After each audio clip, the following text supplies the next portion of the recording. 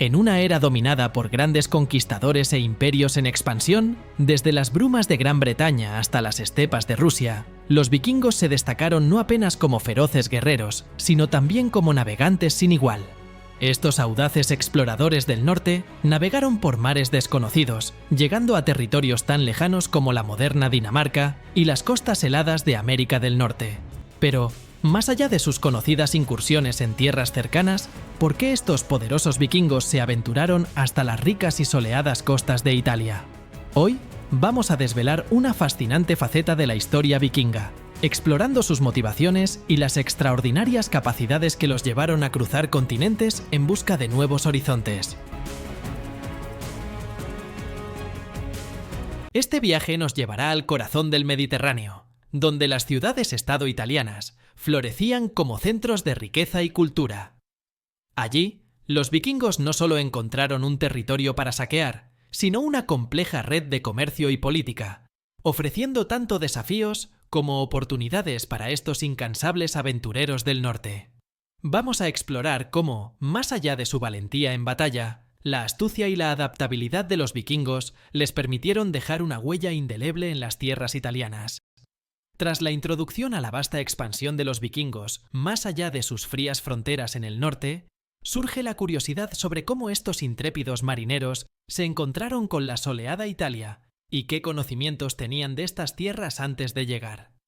Los vikingos, conocidos por su habilidad excepcional en la navegación, se guiaban por las estrellas, los patrones del océano y relatos orales de otros navegantes que habían explorado y comerciado en el Mediterráneo. La red de rutas comerciales vikingas era vasta, llegando hasta el mar Báltico y más allá, incluyendo vínculos con la red comercial de la Europa Oriental y Bizancio. A través de estas interacciones, los vikingos aprendieron sobre nuevas regiones, incluyendo la península italiana.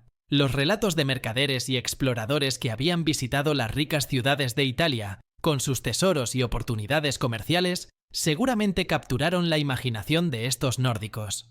Además, es importante recordar que los vikingos ya habían establecido presencia en Francia y España, lo que les proporcionó una base estratégica desde la cual podrían lanzar expediciones hacia el sur. El conocimiento sobre esta región del Mediterráneo también podría haber llegado a través de los normandos en Sicilia y el sur, que eran descendientes de vikingos y mantenían comunicación con sus parientes y aliados en el norte. La habilidad de los vikingos para adaptarse a diferentes ambientes marítimos les permitió navegar a lo largo de las costas europeas hasta el Mediterráneo. A medida que sus viajes comerciales y de exploración se expandieron, también lo hizo su conocimiento de geografía y las diferentes culturas con las que entraban en contacto. Por lo tanto, cuando decidieron dirigirse a Italia, ya tenían una comprensión considerable de lo que encontrarían y cómo aprovechar las oportunidades que estas nuevas tierras ofrecían. Para entender mejor por qué los vikingos se dirigieron hacia Italia, es esencial situarnos en el contexto de la época. Hacia el final del primer milenio, estos nórdicos ya eran reconocidos en toda Europa, no solo por su ferocidad en batalla, sino también por su habilidad excepcional como navegantes, capaces de cruzar mares tempestuosos y llegar a costas lejanas. Pero, ¿qué motivaba realmente a estos guerreros a emprender viajes tan arriesgados? Más allá de las conocidas incursiones violentas y el deseo de saqueo, existían poderosas razones económicas, políticas y sociales que impulsaban a los vikingos a expandir sus horizontes. La búsqueda de nuevos territorios no era solo por la necesidad de recursos, sino también un intento de encontrar nuevos mercados y establecer rutas comerciales. En este contexto, Italia se presentaba como un destino especialmente atractivo. Durante la Alta Edad Media, no era una nación unificada, sino una península dividida en múltiples estados y ciudades-estado prósperas, cada una con su propia estructura política y económica. Ciudades como Venecia, Génova y Amalfi eran centros neurálgicos del comercio mediterráneo, ricos no solo en oro y plata, sino también en productos exóticos como especias, sedas y obras de arte. Además, la existencia de rutas comerciales bien establecidas hacía de Italia un punto de conexión crucial entre Oriente y Occidente, un lugar donde los vikingos podían intercambiar mercancías nórdicas por lujos mediterráneos. Por lo tanto, la atracción de los vikingos hacia Italia no se debía simplemente al deseo de saquear riquezas, sino también al interés en participar en el lucrativo comercio mediterráneo. Valoraban enormemente la oportunidad de integrarse en esta red comercial, no solo para aumentar su riqueza, sino también para elevar su estatus tanto en casa como en las nuevas tierras que buscaban explorar. La llegada de los vikingos a Italia no se puede simplificar como una mera invasión. En realidad, fue el resultado de un proceso mucho más complejo y matizado, fuertemente influenciado por la situación geopolítica que se vivía en Europa durante aquellos tiempos. Imagina a estos guerreros nórdicos, no solo como saqueadores, sino también como hábiles jugadores en el tablero de la política medieval. Desde aproximadamente el año 860, los vikingos empezaron a realizar incursiones en la península itálica. Por otro lado, fue especialmente durante los siglos IX y X cuando su presencia comenzó a notarse de manera significativa. Este aumento de actividad no fue aleatorio, sino que coincidió con un periodo de notable fragilidad política en los diversos reinos y ciudades-estado italianos. Conocidos por su astucia tanto como por su fuerza, supieron aprovechar estas debilidades políticas. Observaron y entendieron que las constantes disputas entre los príncipes locales, así como entre el papado y el imperio, dejaban vacíos de poder que ellos podían explotar. No se limitaron a realizar incursiones violentas. En algunos casos, actuaron casi como mercenarios o fuerzas de estabilización, ofreciendo sus servicios a los gobernantes italianos que buscaban apoyo militar para fortalecer su posición o combatir a sus rivales. Por ejemplo, en el sur de Italia, específicamente en las regiones de Campania y Apulia, los vikingos no solo llegaron a saquear, sino que se establecieron como fuerza mercenaria y política. En ciertos casos, estos guerreros del norte fueron tan influyentes que llegaron a ser mediadores entre facciones locales, demostrando una adaptabilidad y un entendimiento político que iba mucho más allá de la simple conquista. Este entrelazamiento de los vikingos en los asuntos internos de Italia muestra cuán integrados se volvieron en algunas áreas, participando activamente no solo en conflictos, sino también en el comercio y la política local. Estas acciones subrayan la complejidad de su penetración en Italia, que fue mucho más que una serie de incursiones. Fue una verdadera integración en la dinámica política y social de la región. Las ciudades italianas como Venecia, Génova y Pisa eran particularmente atractivas para los vikingos. Estas no eran meras ciudades, eran puertos cosmopolitas donde se comercializaban sedas finas, especias aromáticas, joyas, metales preciosos y una miríada de otros productos lujosos y exóticos que en el norte eran prácticamente desconocidos o de difícil acceso.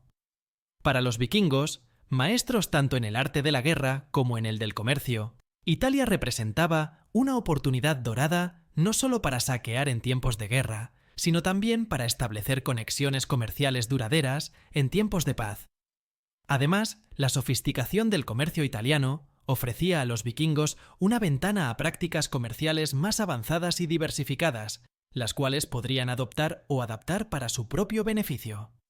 Establecer rutas comerciales con Italia no solo implicaba la adquisición directa de bienes de lujo, sino también la oportunidad de aprender y, eventualmente, dominar las complejidades del comercio internacional, lo que a su vez podría incrementar su influencia y poder en otras regiones de Europa. Esta interacción no se limitaba al simple intercambio de mercancías. Conllevaba un intercambio cultural profundo, que permitía a los vikingos absorber y reintegrar conocimientos, tecnologías y prácticas culturales que enriquecían sus propias sociedades. En el sur de Italia, que estaba frecuentemente enredada en conflictos internos y amenazas externas, los vikingos encontraron un nicho particularmente valioso como mercenarios. Grupos de estos guerreros del norte fueron contratados por príncipes lombardos y bizantinos, quienes buscaban reforzar sus ejércitos con combatientes fuertes y experimentados. Estos acuerdos eran beneficiosos para ambas partes. Los señores locales obtenían la fuerza militar que necesitaban para proteger sus dominios o expandir sus fronteras, mientras que los vikingos recibían un lugar estable donde vivir, además de acceso a recursos y redes comerciales locales. Esta integración de los vikingos en las sociedades locales es un testimonio de su flexibilidad y habilidad para adaptarse a nuevas culturas y circunstancias políticas. Más allá de su reputación como feroces guerreros, los vikingos demostraron ser también diplomáticos astutos y aliados fiables. En muchos casos, Su presencia como mercenarios evolucionó hacia roles más permanentes y arraigados en la política local. Algunos incluso llegaron a desempeñar papeles importantes en la administración de los territorios en los que residían, casándose dentro de la nobleza local y asumiendo cargos de liderazgo o responsabilidad. Esta capacidad de transformarse de invasores temidos a miembros productivos y respetados de la sociedad ilustra la naturaleza dinámica de las sociedades medievales en Italia. Los vikingos, lejos de ser los bárbaros unidimensionales de las narrativas populares, eran en realidad agentes de cambio, capaces de influir profundamente en las áreas que colonizaban, dejando un legado que iba más allá del conflicto y la conquista. Culturalmente, la influencia vikinga dejó huellas en Italia, desde la arquitectura hasta las prácticas militares. El intercambio cultural fue bidireccional, con vikingos adoptando elementos del estilo de vida mediterráneo y viceversa. Para concluir, la presencia de los nórdicos en el sur de Europa es un testimonio de su extraordinaria capacidad para adaptarse y prosperar en entornos muy distintos a su hogar en Escandinavia. Estos exploradores no solo buscaban riquezas, sino también oportunidades para establecerse y enriquecer su cultura a través del contacto con otros pueblos. La historia de estas incursiones en el Mediterráneo nos enseña sobre la complejidad de las interacciones humanas y cómo, a menudo, las invasiones tienen capas más profundas que la mera conquista. Así, nos dejan una lección duradera sobre la adaptabilidad y la influencia mutua entre culturas.